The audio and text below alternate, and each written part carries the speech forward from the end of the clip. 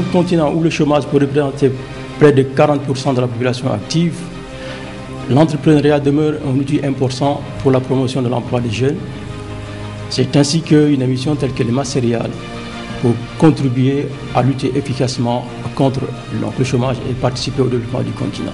Disons que l'entreprise devrait se faire porter, disons, par des gens qui peuvent développer l'innovation globalement. Et nous savons que les jeunes sont plus prêts, en tout cas, à innover, vu qu'ils ne sont pas encore confrontés à toutes les réalités de la vie. Ils sont un peu plus ouverts à prendre certains risques et forcément, donc, ils seraient plus enclins à innover, à entreprendre pour en tout cas faire émerger des solutions qui pourraient avoir un peu plus d'impact. L'entrepreneuriat en Afrique, se résume, à mon avis, en un seul mot, la jeunesse. En effet, lorsque l'on vient régulièrement en Afrique, on est surpris par le dynamisme et le niveau de formation de la jeunesse, et donc tout concourt à faire de cette jeunesse une génération d'entrepreneurs. Et donc pour moi, l'avenir de l'Afrique, l'avenir de ce continent en plein développement, passe par ces logiques d'entrepreneuriat, par le fait que chaque étudiant, chaque jeune puisse devenir l'entrepreneur de son propre destin. Entreprendre en Afrique, c'est favoriser la création d'emplois, c'est générer de la plus-value, c'est créer des produits nouveaux qui vont faire la différence.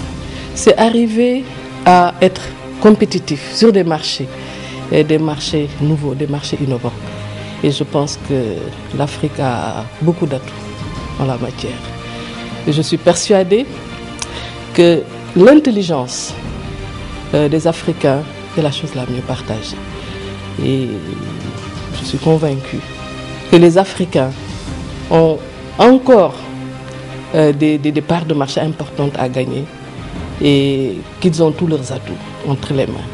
Et maintenant, il ne reste plus qu'à les encadrer, à les encourager, à aller de l'avant. Il faut noter que 70% de l'économie africaine repose aujourd'hui sur la petite et moyenne entreprise.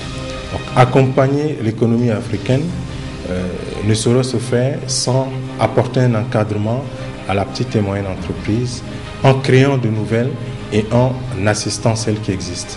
La création de nouvelles entreprises passerait nécessairement par l'accompagnement des jeunes, et les matériels en constituent une réponse principale à cette création de nouvelles entreprises. L'entrepreneuriat en Afrique, plus qu'ailleurs, est multiple.